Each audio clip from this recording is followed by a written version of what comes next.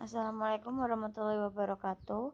Saya Ameisa Rahayuni dengan NIM 175231044 dan teman saya Miftahul Nur Hayati dengan NIM 175231159. Kami dari kelompok 11 akan mempresentasikan hasil diskusi kami mengenai laporan keuangan performa. Penyusunan laporan keuangan performa dibagi menjadi 7, yaitu memproyeksikan laporan laba rugi, memproyeksikan neraca, memproyeksikan total aset, memproyeksikan aset individual, memproyeksikan utang dan modal saham, memproyeksikan biaya pendanaan, dan memproyeksikan laporan aliran kas. Yang pertama, memproyeksikan laporan laba rugi. Proyeksi berdasarkan penjualan berarti menganalisis berdasarkan rata-rata jumlah penjualan dari tahun sebelumnya. Namun, penjualan tersebut harus stabil agar datanya lebih akurat. Selain itu, jika ada faktor-faktor lain yang mendukung penjualan sebelumnya, sebaiknya disesuaikan dengan kondisi saat ini.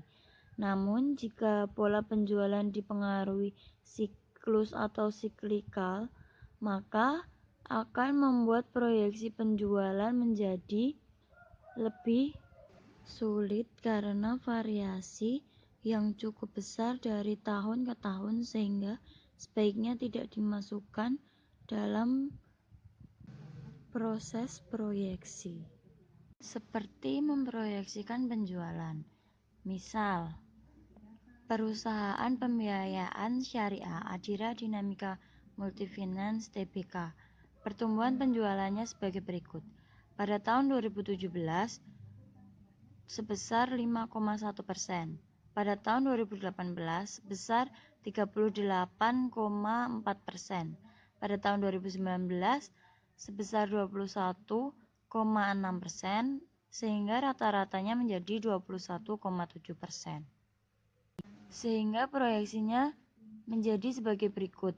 Seperti pada tahun 2020, proyeksi rata-rata penjualan menjadi 21,7% seperti rata-rata angka di atas. Lalu disusul juga pada tahun 2021 dan pada tahun 2022. Yang kedua, memproyeksikan biaya operasional. Memproyeksikan biaya operasional artinya tergantung pada asumsi perilaku pembiayaan. Sehingga jika seorang analis mengasumsikan biaya operasional sebagai biaya variabel sepenuhnya, maka analis dapat menggunakan laporan keuangan composite atau proporsional untuk memproyeksikan biaya operasional. Biaya-biaya operasional meliputi harga pokok penjualan, biaya administrasi, pajak penghasilan, dan lain-lain. Sehingga dalam memproyeksikan biaya operasional masa mendatang, caranya dengan mengkalikan proporsinya terhadap penjualan pada saat ini. Selanjutnya yaitu memproyeksikan neraca. Pembuatan proyeksi neraca dilakukan setelah proyeksi penjualan dan laporan laba rugi dibuat. Cara memproyeksikan neraca dengan memproyeksikan sisi kiri neraca atau aktiva terlebih dahulu sebelum sisi kanan atau pasiva. Menurut buku analisis laporan keuangan karya Dr. Mahmud M. Hanafi MBA dan Profesor Dr. Abdul Halim MBA AKT. Terdapat dua pendekatan dalam memproyeksikan aset, yaitu yang pertama memproyeksikan total aset, kemudian memproyeksikan neraca common size. Yang kedua memproyeksikan aset secara individual, kemudian menjumlahkan aset-aset individual untuk mendapatkan total aset. Sedangkan untuk memproyeksikan aset, baik aset total maupun aset individual terdapat dua cara, yaitu yang pertama memproyeksikan aset dengan menggunakan tingkat pertumbuhan, yang kedua memproyeksikan aset dengan menganggap perputaran aktiva konstan untuk masa mendatang. Selanjutnya yaitu memproyeksikan total aset. Proyeksi total aset dilakukan dengan menggunakan pendekatan tingkat pertumbuhan aset pada tahun sebelumnya. Misalnya, PT Adira Finance memiliki pertumbuhan aset selama 5 tahun terakhir, rata-ratanya sebesar 12,4%, maka analis akan menganggap bahwa pertumbuhan tersebut akan terjadi pada masa-masa mendatang. Selanjutnya yaitu memproyeksikan aset individual. Proyeksi aset individual maksudnya memproyeksikan aset secara individual, kemudian menjumlahkan aset tersebut menjadi total aset. Teknisnya yaitu aset diproyeksikan satu-satu terlebih dahulu, kemudian baru dijumlahkan. Aset individual contohnya yaitu piutang dagang dan persediaan. Selanjutnya yaitu memproyeksikan utang dan modal saham. Dalam memproyeksikan utang dan modal saham biasanya menggunakan metode common size, dikarenakan asumsi tersebut tidak mudah berubah untuk masa-masa mendatang. Namun, terkadang common size tidak relevan digunakan jika terdapat transaksi pembelian perusahaan atau leverage buyout dan restrukturisasi. Karena hal tersebut sifatnya tidak stabil, sehingga sebaiknya dalam menyusun laporan keuangan proforma hindari hal-hal atau transaksi yang sifatnya tidak stabil. Selanjutnya yaitu memproyeksikan biaya pendanaan.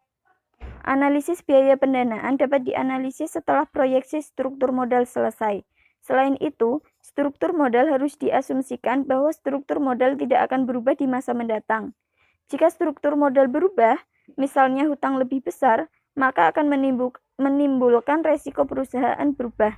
Jika resiko perusahaan berubah, maka bunga atau bagi hasil juga akan berubah untuk mengkompensasi kenaikan resiko. Seperti pedoman lama yaitu high risk, high return. Selanjutnya yaitu memproyeksikan laporan aliran kas. Analisis laporan aliran kas diturunkan dari proyeksi neraca dan proyeksi laporan laba rugi. Analisis ini merupakan analisis terakhir dalam penyusunan laporan keuangan proforma. Setelah laporan keuangan proforma selesai dibuat, langkah selanjutnya yaitu menentukan rasio keuangan proforma. Cara pembuatan rasio keuangan proforma sama dengan pembuatan rasio yang ada dalam laporan keuangan pada umumnya. Dengan menggunakan data yang diperoleh pada laporan keuangan proforma, dapat diketahui rasio-rasio yang digunakan yaitu seperti rasio likuiditas, rasio solvabilitas, rasio profitabilitas, dan rasio leverage. Selanjutnya yaitu dampak positif negatif dari laporan keuangan proforma.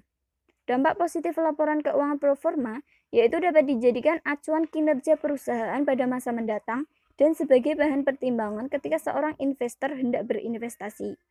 Sedangkan dampak negatifnya yaitu jika kinerja di masa mendatang jauh di bawah proyeksi laporan keuangan proforma, maka reputasi perusahaan akan menjadi buruk. Untuk itu, alangkah lebih baiknya jika penyusunan laporan keuangan proforma menggunakan data yang sebenarnya dan menggunakan data yang real dan stabil agar tidak menimbulkan hal-hal yang tidak diinginkan. Sekian presentasi dari kelompok kami. Banyak salahnya kami mohon maaf.